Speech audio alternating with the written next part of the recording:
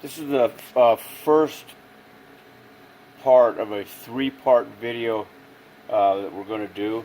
It's about application of 3 different labels to this gin bottle. The first label is going to be the clear on clear label that goes on the bottom of the back side. So we do have the main crossbar here offset to accommodate the slight taper that's on this bottle. And so to apply this label here, we pull it out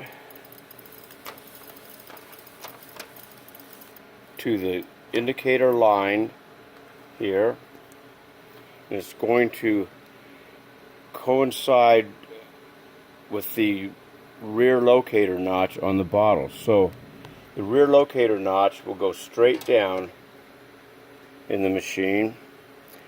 The bottle is pushed down in the spring plate nesting area, pulled down, and that label is applied.